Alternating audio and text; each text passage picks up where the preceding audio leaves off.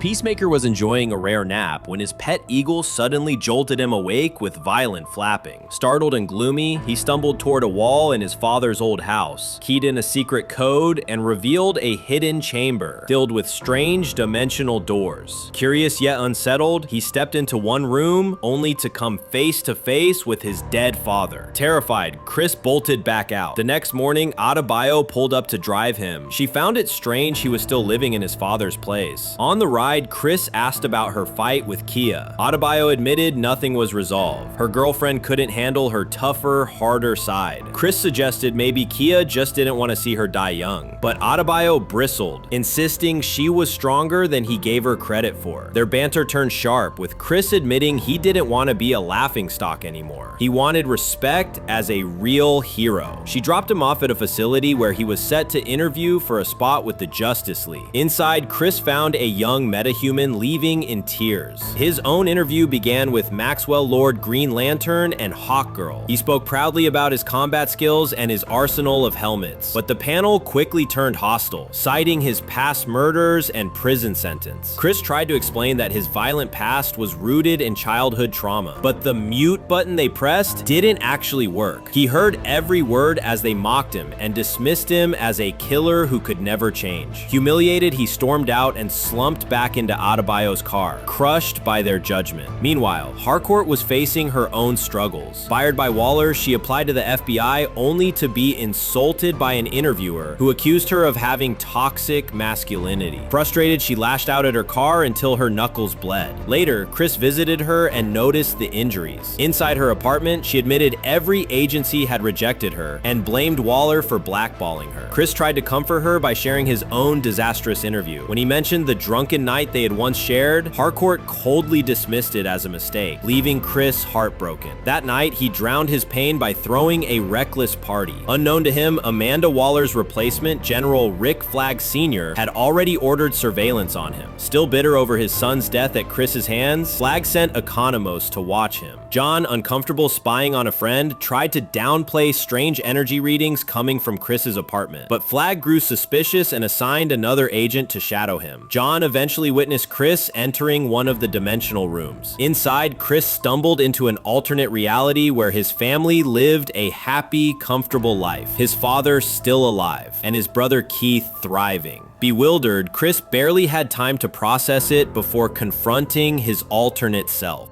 This other Peacemaker was faster and stronger, battering him in a brutal fight. Bloodied and close to defeat, Chris managed to trigger the doppelganger's flight controls, sending him into a jagged spire. Shaken but victorious, Chris stared at the broken body, torn between horror and strange triumph. Elsewhere, Harcourt drank away her frustrations at a bar. Her temper flared and she picked a fight with half the patrons. Though she fought ferociously, sheer numbers overwhelmed her and she was left beaten and unconscious outside. Back in the real world, John confided in Adebayo. He admitted he had seen Chris vanish into the dimensional space, but couldn't bring himself to betray his friend to Flagg. Instead, he urged her to talk to Chris directly. As the episode closed, the mystery of the dimensional doors deepened, and the fragile bonds between the team were tested more than ever.